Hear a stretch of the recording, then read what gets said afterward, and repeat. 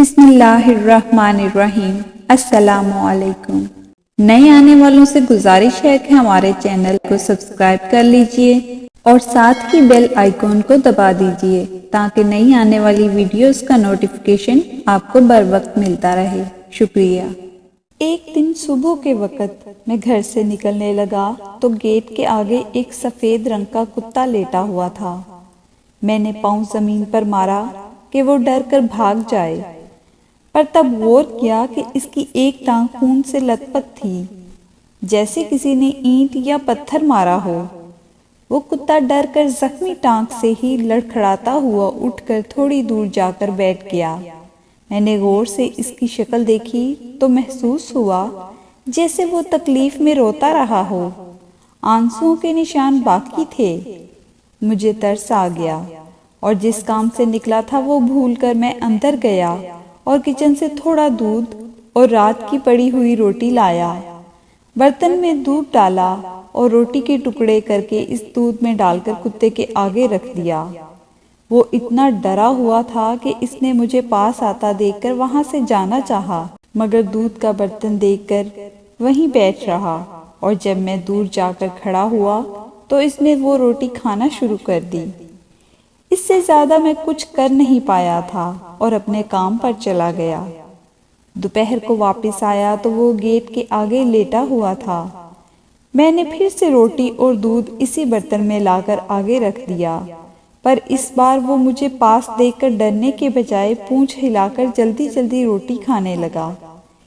3-4 دن یوں ہی میں نے بلا ناغہ 3 بار اسے روٹی کھلائی اور اس کی ٹانگ کو جو زخم تھے وہ خود ہی ٹھیک ہو گئے۔ اس دن کے بعد میرے گھر میں ہر آنے جانے والے کو ایک چوکیدار کی طرح سونگھ کر چیک کرتا۔ رات کو کوئی کھٹکا سنتا تو فوراً بھونک کر خبردار کرتا۔ میرے بچے باہر نکلتے تو پوری کالونی میں جہاں بھی جاتے ان کے پیچھے پیچھے جاتا۔ مجھے دور سے آتا دیکھ کر بھاگ کر میری طرف آتا، جیسے مجھ سے اداس ہو گیا ہو۔ گرمیوں کی دوپہر تھی، میں سو رہا تھا کہ اچانک کتے نے بہت عجیب طریقے سے بھونکنا شروع کر دیا۔ آج تک وہ ایسے کبھی بھونکا نہیں تھا۔ یوں محسوس ہو رہا تھا جیسے وہ کسی کو کاٹنے لگا ہے۔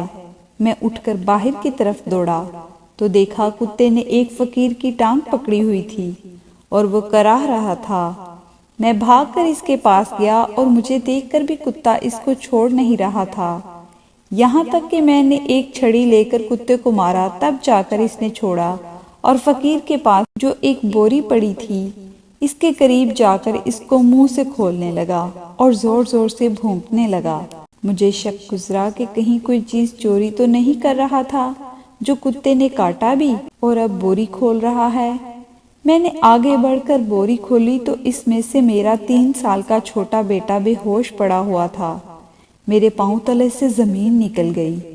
میں نے بچے کو نکالا، محلے دار بھی اکٹھے ہو گئے تھے اور یہ سب دیکھ کر لوگوں نے اس فقیر نما اغوا کار کو مارنا شروع کر دیا۔ میں مننے کو اسپتال لے گیا جہاں ڈاکٹروں نے اسے ہوش دلایا۔ محلے داروں نے پولیس کو فون کر کے مجرم کو پکڑوایا اور اغوا کار کو جیل بھجوا دیا۔ اس دن میں ڈر گیا کہ پہلے دن اس کتے کو زخمی دیکھ کر میں نے اسے الٹا بھگا دیتا تو آج میرے بچے کو کون بچاتا۔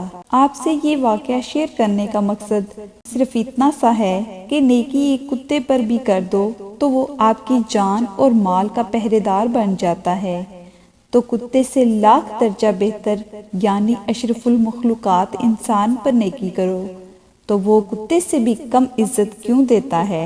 ہمیں خود پر غور کرنا ہوگا کہ اللہ نے تو ہمیں عظیم مخلوق بنایا، مگر ایسا کیوں ہے کہ آج ہم کتے سے بھی کم وفادار ہیں۔